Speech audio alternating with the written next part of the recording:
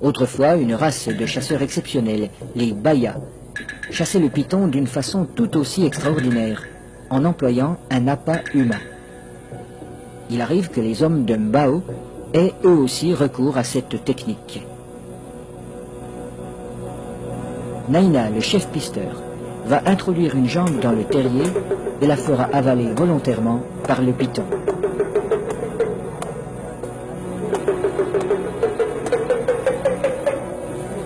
Il est indispensable de posséder le remède qui a été fourni par le sorcier.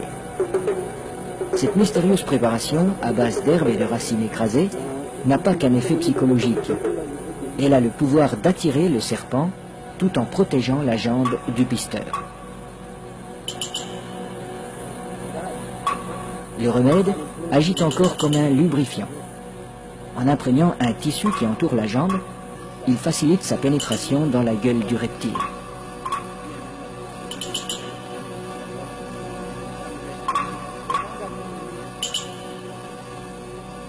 La jambe appât restera en principe intacte, car le python avale simplement cette proie qui vient à lui. À peine sera-t-elle attaquée superficiellement par les sucs digestifs.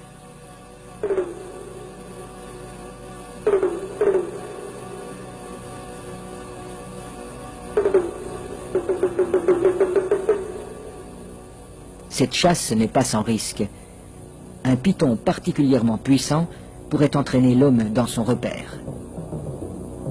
La jambe restée à l'extérieur limite ce danger, mais le pisteur court le risque d'être désarticulé.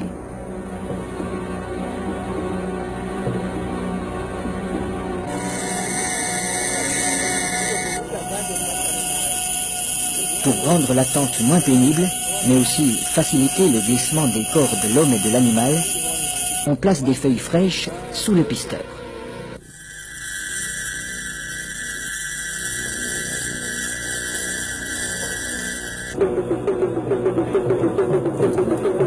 Sa jambe est déjà avalée au-delà du genou quand il commande qu'on le tire en arrière.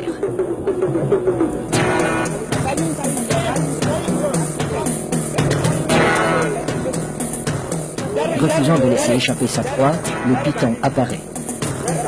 Les aides tirent de façon irrégulière. Il secoue le python pour l'empêcher de trouver un point d'appui. Le pisteur relève son pied à angle droit pour ferrer le serpent, à la manière d'un hameçon. L'animal se sent piégé, mais il ne peut plus lâcher la jambe. Le python est maintenu allongé. Il faut éviter qu'il ne s'enroule. Cette position lui enlève une grande part de sa force. Pour dégager sa jambe, Naina déchire la gueule du python au couteau.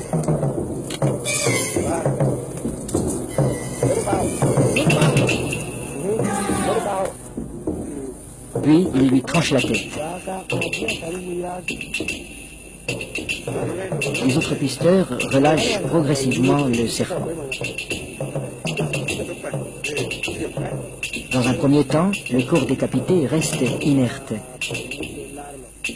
Puis apparaissent des ondulations nerveuses de plus en plus puissantes.